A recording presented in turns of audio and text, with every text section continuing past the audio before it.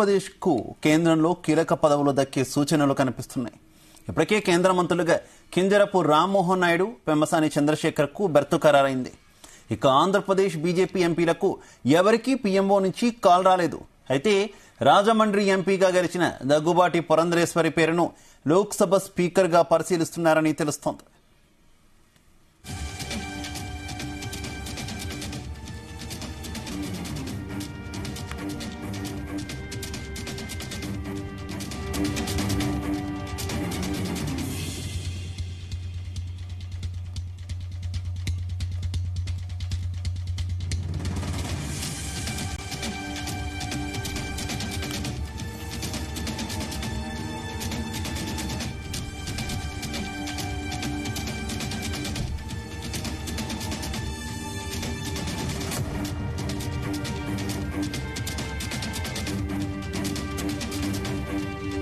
ఆంధ్రప్రదేశ్ కు కేంద్రంలో కీలక పదవులు దక్కే సూచనలు కనిపిస్తున్నాయి. ఇప్పటికే కేంద్ర మంత్రులుగా కింజరపు రామ్మోహన్ నాయుడు, పెమ్మసాని చంద్రశేఖర్ కు బెర్తు ఖాయమైంది. ఇక ఆంధ్రప్రదేశ్ బీజేపీ ఎంపీలకు ఎవరికీ పీఎంఓ నుంచి కాల్ రాలేదు. అయితే రాజమండ్రి ఎంపీగా గెలిచిన దగ్గుబాటి పురంధరేశ్వరి పేరును లోక్సభ స్పీకర్ గా పరిశీలిస్తున్నారని తెలుస్తోంది.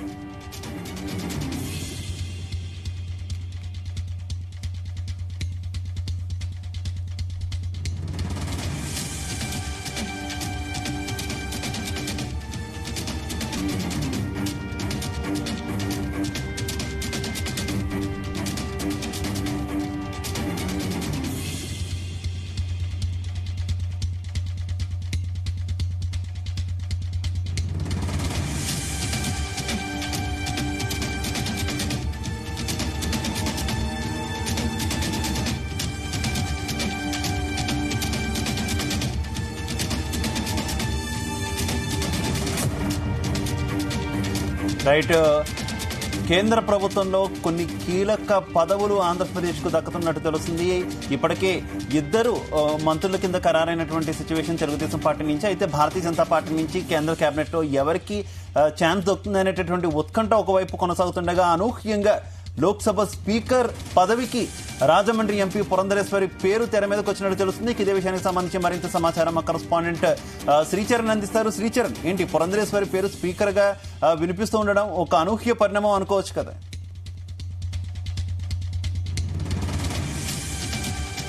ఫస్ట్ పురంధేశ్వరి గురించి, తర్వాత మనము ఆంధ్రప్రదేశ్ కి కేటాయించిన కేబినెట్ బెర్తుల గురించి కూడా చర్చించుకుందాం. ముందర పురంధేశ్వరి ప్రస్తుతం ఆంధ్రప్రదేశ్ రాష్ట్ర అధ్యక్షురాలుగా కూడా ఉన్నారు. ఆమె గతంలో కూడా హ్యూమన్ రిసోర్స్ డిపార్ట్మెంట్ కి మంత్రిగా కూడా వర్క్ చేశారు కేంద్ర ప్రభుత్వం యూపీఏ హయాంలో.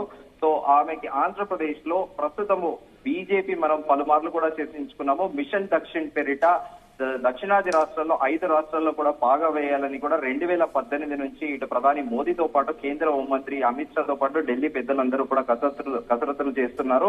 సో దానిలో భాగంగా ఈసారి దక్షిణాది నుంచి కూడా ఎంపీలు ఎక్కువగా ఉండడము, అన్యాయంగా బీజేపీ ఎక్స్పెక్ట్ చేయని విధంగా కూడా గెలుచుకోవడము, ఆంధ్రప్రదేశ్ లో కూటమి ద్వారా మంచి ఫలితాలు కూడా సాధించారు. నారా చంద్రబాబు నాయుడు అక్కడ 12వ తేదీన ప్రమాణ స్వీకారోత్సవం కూడా చేయబోతున్న నేపథ్యంలో బీజేపీ నుండి ఈసారి అటు బీజేపీతో పాటు టీడీపీ నుంచి కూడా ఒక మంత్రిత్వ శాఖ కూడా కేంద్ర పెద్దలు నిర్ణయానికి వచ్చారు. సో దానిలో భాగంగా నెక్స్ట్ బీజేపీ క్యాడర్ ని అక్కడ స్ట్రెంథెన్ చేయాలి అంటే ఒక చరిష్మాటిక్ లీడర్ ని పెట్టాలి అని నందమూరి కుటుంబంలో కూడా ఎలాంటి కాంట్రవర్సీ లేని వ్యక్తిగా కూడా పురంధేశ్వరి పేరున్నారు. చాలా మెచ్యూర్డ్ గా పాలిటీషియన్ గా ఉంటారు. ఎలాంటి సంచలన వ్యాఖ్యలు చేయరు. అలాగే ఎలాంటి డీగ్రేడ్ అంటే వేరే రాజకీయ పార్టీ ఇతర పార్టీ నాయకుల పైన కూడా ఎలాంటి దిగజారుడు వ్యాఖ్యలు కూడా ఎన్నడూ చేయలేదు. ఆమె చాలా డీసెంట్ గా ఉంటారని కూడా ఒక పేరుంది. సో 2028లో కూడా బీజేపీ అక్కడ బాగా వేయాలన్న నేపథ్యంలో దానిలో భాగంగానే నందమూరి కుటుంబంలో ఎలాంటి కాంట్రవర్సీలు లేని పర్సన్ గా కూడా పేరొందిన పురంధేశ్వరిని అక్కడ అధ్యక్షురాలుగా చేసి అలా ఎన్టీఆర్ కి నందమూరి తారక రామారావు 2 రాష్ట్రాలతో పాటు దక్షిణాదిన కూడా సుపరిచితులు. ఆయన ఇప్పటికీ కూడా తెలుగు రాష్ట్రాల్లో కూడా 1960-70లో ఆయన తీసిన సినిమాలో రాముడు కృష్ణుడు ఎలా ఉంటారు అంటే దానికి ఉదాహరణగా నందమూరి తారక రామారావు ఆయన నటించిన సినిమాలో రాముడు కృష్ణుడు ఆయన యాక్ట్ చేసిన అవే కూడా గుర్తొస్తాయి. ఈ నేపథ్యంలో నందమూరి కుటుంబం నుంచి ఒక క్యాండిడేట్ ని పెట్టాలి అని చెప్పేసి కూడా ఆమెను బీజేపీ అధ్యక్షురాలిగా చేశారు. దానిలో భాగంగానే ఆమె పేరును కూడా స్పీకర్ గా కూడా ప్రస్తుతం హైకమాండ్ పరిశీలిస్తోంది. దీంతో పాటు దక్షిణాది నుంచి ఒక స్పీకర్ పదవి కూడా ఇవ్వడం కూడా దక్షిణాదిలో కూడా ఒక కొద్ది ఫేజ్ కూడా గెయిన్ చేసుకోవచ్చనే బీజేపీ ఆలోచన. గతంలో అమలాపురం ఎంపీ జిఎన్సీ బాలయోగి కూడా పార్లమెంట్ స్పీకర్ గా కూడా పనిచేశారు. అనంతరం కూడా తెలుగు రాష్ట్రాల నుంచి పురంధేశ్వరికి కూడా ఈ అవకాశం దక్కనున్నట్లు కూడా ప్రస్తుతము ఢిల్లీ సర్కిల్లో చర్చ నడుస్తోంది. అయితే దేశ ప్రధానిగా మూడోసారి నరేంద్ర మోడీ ప్రమాణ స్వీకారోత్సవానికి సర్వం సిద్ధమైంది. సాయంత్రం ప్రధాని మోడీతో పాటు 40 మంది మంత్రులుగా కూడా ప్రమాణ స్వీకారం చేయనున్నారు. కేబినెట్ బర్త్ దక్కిన వారికి పిఎంఓ నుంచి కూడా ఉదయం నుండే కాల్స్ వెళ్తున్నాయి. ఏపీ నుంచి మొదటగా ఇద్దరికి మాత్రమే ఛాన్స్ దక్కిందని తెలుస్తోంది. శ్రీకాకుళం ఎంపీ కింజారపు రామ్మోహన్ నాయుడు, గుంటూరు ఎంపీ పెమ్మసాని చంద్రశేఖర్ కూడా మోదీ టీంలో కూడా చోటు దక్కింది. రామ్మోహన్ నాయుడు కేబినెట్ మంత్రిగా కూడా, పెమ్మసాని సహాయ మంత్రిగా కూడా ప్రమాణం చేయబోతున్నారు. కేబినెట్ మంత్రిగా అవకాశం దక్కిన రామ్మోహన్ నాయుడు అరుదైన ఘనత కూడా సాధించారు. రామ్మోహన్ నాయుడు ప్రస్తుతము వయసు 37 ఏళ్లు. దీంతో అతి పిన్న వయసులో కేంద్ర కేబినెట్ మంత్రిగా కూడా ఆయన రికార్డు సాధించనున్నారు. రామ్మోహన్ నాయుడుకు కూడా మొదటి నుంచి కూడా ఒక మంచి పేరుంది. మంచి వక్తగా వివిధ భాషల్లో కూడా ఆయన పార్లమెంట్ లో సంభాషించారు. Educated person. దట్టు వాళ్ళ నాన్న ఎర్రన్ నాయుడు ఎరా కూడా దాన్ని ఏదైతే ఉందో ఆ వారసత్వ రాజకీయాన్ని కూడా చాలా హుందాగా కూడా రాజకీయాన్ని కూడా ఆయన నెరవేరుస్తూ వస్తున్నారు. ఆంధ్రప్రదేశ్ లో ప్రస్తుతము ఆయన ఒక యువ నాయకుడుగా కూడా పోర్ట్రేట్ అవుతున్నారు. భవిష్యత్తులో కూడా నారా లోకేష్ కి ఈక్వల్ గా కూడా ఆయన కూడా ఒక పోటీదారుడు అవుతారనేది కూడా ప్రచారంలో ఉంది. ఈ నేపథ్యంలో ఆంధ్రప్రదేశ్ నుండి అటు బీజేపీ పార్టీ అధ్యక్షురాలుగా కూడా స్పీకర్ గా ఆమెని నియమించాలని పెద్దలు ఆశిస్తున్నారు. దీనితో పాటు అలయన్స్ లో ఉన్న టీడీపీకి కూడా 2 బర్తులు ఇవ్వడం కూడా ఇప్పుడు స్వాగతించిన పరిణామం అని కూడా ఇటు కూటమి వర్గీయులు అంటున్నారు.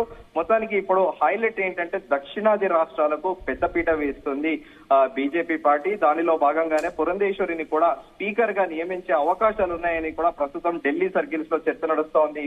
శివ, అయితే శ్రీచరణ్, తెలుగుదేశం పార్టీ తొలుత మంత్రి పదవులతో పాటు స్పీకర్ పదవి కూడా కోరినట్టు వార్తలు ఎక్కువగా వినిపించాయి కదా. ఏంటి స్పీకర్ పదవి తెలుగుదేశం పార్టీకి కాకుండా భారతీయ జనతా పార్టీకి రావడం, అది కూడా చంద్రబాబుకు అత్యంత సన్నిహితంగా ఉండే చంద్రబాబు కుటుంబ సభ్యులైనటువంటి పురంధరేశ్వరికి వస్తూ ఉండడం, ఏ రకంగా చూసుకోవచ్చు ఇదంతా? పురంధేశ్వరి గతంలో కూడా ఆమె కాంగ్రెస్ లో వర్క్ చేశారు. వాళ్ళు బంధువులైనప్పటికీ కూడా పొలిటికల్ గా వారి పార్టీలకే వాళ్ళు పనిచేశారు. ఇటు చంద్రబాబు నాయుడు ఉమ్మడి ఆంధ్రప్రదేశ్ గా కూడా 2 సార్లు ముఖ్యమంత్రిగా పనిచేశారు. రాష్ట్ర విభజన అనంతరం కూడా ఆయన ఆంధ్రప్రదేశ్ మొదటి ముఖ్యమంత్రిగా కూడా పనిచేశారు. కానీ పొలిటికల్ రైవలరీ ఉంటుంది మొదటి నుంచి కూడా. గతంలో కూడా ఎప్పుడైతే 96లో నందమూరి తారక రామారావుని గద్దెదించిన చంద్రబాబు నాయుడు అప్పటి నుంచి కూడా కొద్దిగా స్పెక్యులేటివ్ గా నరేషన్ నడిచింది. నందమూరి కుటుంబంలో దూరం పెరిగింది సభ్యులకి పరస్పరం అని కూడా అప్పట్లో ఊహాగానాలు వదంతులు వ్యాపించాయి. దగ్గుపాటి పురంధేశ్వరి భర్తకి దగ్గుపాటి పురంధేశ్వరికి అలాగే నారా చంద్రబాబు నాయుడుకి దూరం పెరిగింది. ఎందుకంటే చంద్రబాబు నాయుడు ఫ్యామిలీ మెంబర్స్ అందరినీ డిఫరెంట్ గా ఇండివిజువల్ గా మాట్లాడి అందరూ సపోర్ట్ చేస్తున్నారు. దగ్గుపాటి వెంకటేశ్వరరావు కూడా నా పేరు సూచించారు అని ఇట్లా ఇండివిజువల్ గా మాట్లాడి ఆయన పదవి దక్కించుకున్నారు అని, దీంతో కుటుంబ సభ్యులు కాస్త ఆయన పైన కోపంగా ఉన్నారని కూడా అప్పట్లో ప్రచారం నడిచింది. కానీ ముందుగా అనుకున్నట్టు పురంధేశ్వరి ఒక ఫేర్ పాలిటిక్స్ చేస్తారని, చాలా డీసెంట్ గా ఉంటారని కూడా ఆమె పేరుగాంచారు. ఈ నేపథ్యంలోనే ఆమె స్పీకర్ గా ఉంటే మహిళా కోటాలో కూడా ఎనీ ఆఫ్ మహిళా రిజర్వేషన్లకు కూడా బీజేపీ కట్టుబడి ఉంది. ఒక మహిళకి అత్యున్నత పార్లమెంట్ లో కూడా స్పీకర్ గా పదవిచ్చి కూడా బీజేపీ దక్షిణాది రాష్ట్రాల్లో కూడా బాగా వేయాలనే ఆలోచనలో దీనిలో భాగంగానే పురంధేశ్వరికి స్పీకర్ పదవి కట్టబెట్టే ఆలోచనలో కూడా ఉన్నట్లు కూడా తెలుస్తోంది. అంతకు ముందు నారా చంద్రబాబు నాయుడు కూడా ఇంగ్లీష్ లో ఒక స్టేట్మెంట్ ఇచ్చారు. We have not demanded any ministry and whatever Narendra Modi does, we will be acceptable to all of us. My focus is only on the development of Andhra Pradesh అని కూడా ఆయన చెప్పారు. Shiva, okay Sricharan.